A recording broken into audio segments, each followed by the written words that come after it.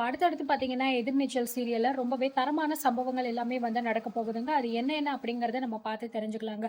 ஒரு வழியா பார்த்தீங்க அப்படின்னா, விகே வந்து எப்படியோ பொழச்சிடுறாருங்க. ரொம்பவே சந்தோஷப்படுறாரு நம்ம சக்தி. இந்த விஷயத்த நம்ம ஜனனிக்கு ஃபோன் பண்ணி சொல்லணும் அப்படின்னு சொல்லிட்டு பார்த்தீங்கன்னா, நம்ம சக்தியுமே வந்து எதிர்பார்த்துட்டு, கரெக்ட்டா இந்த விஷயத்த ஃபோன் பண்ணிட்டு நம்ம ஜனனி கிட்ட சொல்றாரு. நம்ம எதிர்பார்த்தபடி அந்த விகே வந்து இப்போ பொழச்சுட்டாரு ஜனனி அப்படின்னு சொல்லிட்டு. இத கேட்டு நம்ம ஜனனியும் ரொம்பவே வந்து சந்தோஷப்படுறாங்க. பரவால்ல சக்தி, இப்போ அந்த விகே வந்து எப்படி இருக்கான் அப்படின்னு கேட்டப்போ, பரவால்ல இப்போ வந்து நல்லாவே நார்மல் ஆயிட்டான். அது மட்டும் கிடையாது. அவனுக்கு நடந்த எல்லா விஷயமுமே வந்து நல்லாவே வந்து தெரியுது ஜனனி அப்படிங்கிற மாரி வந்து சொல்றாங்க. இதுதான் நமக்கு வந்து சரியான டைம். அவன வந்து கூட்டிட்டு ராவணன் பண்ண எல்லா உண்மைகளையுமே வந்து சொல்ல வைக்கணும் அப்படிங்கிற மாரி சொல்றாங்க. இது ஆனா கொஞ்சம் டைம் ஆகும் ஜனனி. ஆனா இந்த இடத்த விட்டு நாங்க வெளியில வரணும் அப்படின்னா, ஃபர்ஸ்ட்டு ராவணனோட ஆட்கள வந்து தாண்டி வரணும். ஏன்னா அவங்க எங்கள ஃபாலோ பண்ணிட்டு தான் இருக்காங்க. எந்த நேரம் வேணாலும் எங்க உயிருக்கு ஆபத்து வரலாம். இன்னும் கொஞ்சம் வந்து இவர் ரெக்கவர் ஆனதுக்கப்புறம் மத்தத பார்த்துக்கலாம் அப்படிங்கிற மாரி சொல்றாரு. அது மட்டும் கிடையாது. சக்தி வந்து இப்போ ஒரு சேஃபான இடத்துல தான் வந்து உட்காந்துக்கிட்டு இருக்காரு. பிளஸ் அதே மாதிரி வந்து நம்ம ராவணன் பார்த்தீங்கன்னா, ரொம்பவே கன்ஃப்யூஷன்ல இருக்காரு. என்னடா இது நம்ம சக்தி எங்கே போனா அப்படின்னு தெரியாம லக்ஷ்மணுக்கு கால் பண்றாரு. "என்ன லக்ஷ்மண், என்னதான் பண்ணிக்கிட்டு இருக்கீங்கன்னு எனக்கு ஒண்ணும் புரியல. அந்த சக்திய வந்து தேடி போனீங்களே, என்ன ஆச்சு? ஏதாவது தகவல் கிடைச்சுச்சா?" அப்படின்னு கேட்கும்போது, "இல்ல தம்பி, எந்த தகவலுமே இன்னும் கிடைக்கல. நம்ம தேடி போன நம்ம ஆளுக கூட வந்து எதுவுமே தகவல் இல்ல அப்படின்னு தான் சொல்லிக்கிட்டு இருக்காங்க.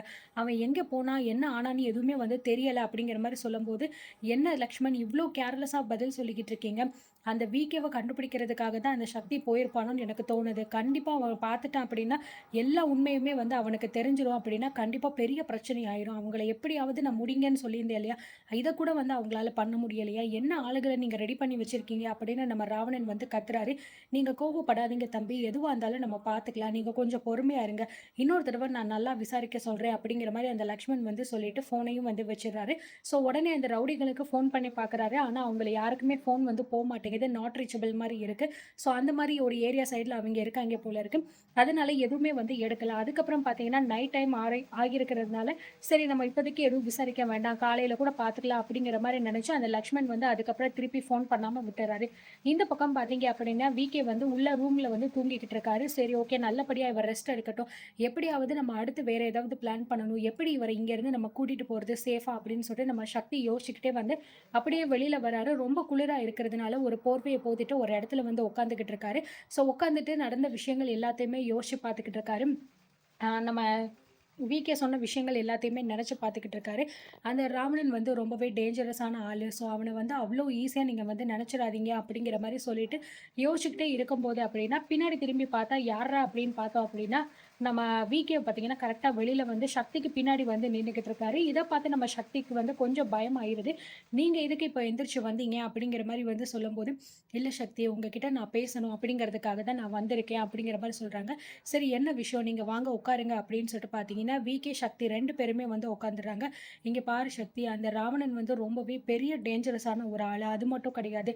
அவன நம்ம எதிர்க்கணும் அப்படின்னா, ஒண்ணா சேர்ந்து எதிர்த்தா மட்டும் தான் அவன நம்மளால வந்து காலி பண்ண முடியும். நம்ம நினைக்கிறத விட அவன் பல மடங்கு வந்து பார்த்தீங்கன்னா, பெரிய பெரிய தப்புகள் எல்லாமே பண்ணிக்கிட்டு இருக்கக்கூடிய ஒரு ஆளு. ஏன் நான் மட்டும் கிடையாது. என்ன உட்பட நெறைய பேர் அவனுக்கு வந்து ஆட்கள் வந்து இருக்காங்க. நெறைய சம்பவங்கள் பண்றதுக்கு அப்படிங்கிற மாரி சொல்றாரு. இதெல்லாம் கேட்க கேட்க சக்திக்கு பார்த்தீங்கன்னா, ரொம்பவே ஷாக் ஆகுது. "நீங்க என்ன சொல்லிக்கிட்டு இருக்கீங்க? நீங்க சொல்றதெல்லாம் உண்மையா?" அப்படின்னு. அப்போ ஏன் ஜனனிக்கு வந்து அந்த ராவணன் வந்து டார்கெட் பண்றான் அப்படின்னு சொல்லும்போது, அப்பதான் நம்ம விகே வந்து சொல்றாரு, "இந்த மாரி ஜனனிய வந்து ஃபர்ஸ்ட்டு அந்த குடும்பத்திலருந்து தனியா கொண்டு வரணும். ஏன்னா ஜனனி அந்த குடும்பத்தில இருக்கிற வரைக்கும் கண்டிப்பா அந்த குடும்பத்தில என்ன நடந்தாலும் அவ வந்து காப்பாத்திருவா." அப்படிங்கிற மாரி ராவணனுக்கு ஏற்கனவே தெரியும். இந்த விஷயம் நடந்துறவே கூடாது அப்படிங்கிறதுக்காக தான் ஜனனிய அந்த குடும்பத்திலேருந்து பிரிக்கணும் அப்படின்னு நினைச்சு தான் வந்து தர்ஷினிய வந்து கடத்துனாங்க. தர்ஷினிய கடத்தி கடைசியில அவள கொலை பண்றதா தான் பிளான். ஆனா வந்து ராவணன் இந்த ஒரு வாய்ப்ப பயன்படுத்தி அந்த வீட்டுக்குள்ள போகணும் அப்படிங்கிறதுக்காக தான் கடைசியில தர்ஷினிய கொலை பண்ணாம என்ன ஷூட் பண்ணிட்டு தர்ஷினிய அவன் காப்பாத்துன மாரி கூட்டிட்டு போயிருக்கான். இதனால வீட்ல வந்து ஜனனிக்கு பிரச்சனை பலமா வரும் அப்படின்னு சொல்லிட்டு வந்து பார்த்தீங்கன்னா, இந்த ராவணன் எதிர்பார்த்திருக்கான். இப்போ உங்க வீட்ல கூட அதுதான் நடந்திருக்கும்னு எனக்கு தோணுது அப்படின்னு சொல்லும்போது, ஆமா நீ சொல்றதும் வந்து கரெக்ட் தான். வீட்ல வந்து தர்ஷினிய அவ வாயால சொல்லிட்டா, ஜனனி தான் கடத்துனா அப்படின்னு சொல்லிட்டு. ஆனா தர்ஷினிய கூட்டிட்டு வந்ததே நாங்க தான் அப்படிங்கிற மாரி வந்து பார்த்தீங்கன்னா சொல்றாரு.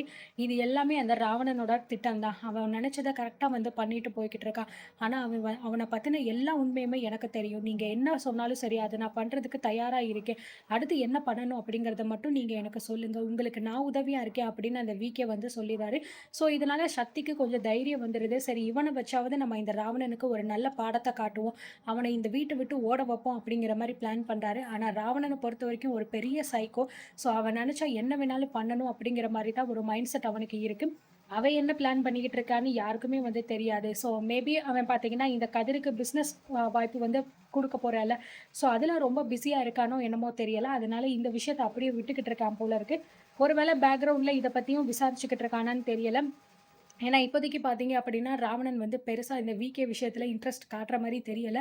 பட் பட் ஆனா பார்த்தீங்கன்னா, சக்தி பண்ண ஒரே விஷயம் வந்து இந்த விகேவ நல்லபடியா பொழைக்க வச்சு கூட்டிட்டு வந்தது தாங்க. ஸோ விகேவும் பார்த்தீங்கன்னா, இப்போ நம்ம சக்தி, ஜனனி 2 பேருக்குமே ஆதரவா நிக்கவும் வந்து ஆரம்பிச்சுட்டான். இப்போ இவங்க 3 பேரும் சேர்ந்து இந்த ராவணன வந்து என்ன பண்ண போறாங்க அப்படிங்கிறத பார்க்கலாம். இல்ல அப்படின்னா இந்த சக்தி விகேவ வந்து கூட்டிட்டு போற வழியிலேயே இவங்க 2 பேருக்கும் ஏதாவது ஆகுறதுக்கு வாய்ப்பு இருக்கான்னு தெரியல.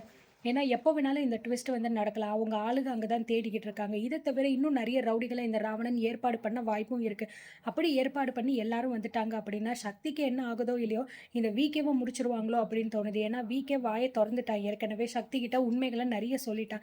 ஸோ, ஆனா என்ன ஒரே ஒரு விஷயம் அப்படின்னா, இந்த விகே சொல்லும்போது அந்த விஷயத்த நம்ம சக்தி பார்த்தீங்கன்னா, ஒரு வீடியோ எடுத்திருந்தாரு அப்படின்னா, இன்னும் நல்லா இருந்திருக்கும். மேபி அந்த ஆளுக்கு ஏதாவது ஆகி, அந்த ஆள் எதுவுமே பேச முடியாம ஆதாரம் கையில கிடைச்சும் கிடைக்காம போன மாரி ஒரு விஷயம் நடந்துருந்துச்சு அப்படின்னா, அந்த வீடியோவ காட்டி சொல்லலாம்ல. விகேவ நான் தான் காப்பாத்தி கூட்டிட்டு வச்சிருந்தேன். ஏற்கனவே அவன் வாக்குமூலம் குடுத்துட்டான்னு சொல்லிட்டு, அவன் பேசுற மாரி ஒரு வீடியோவ கூட ரெடி பண்ணி வச்சிருக்கலாம்.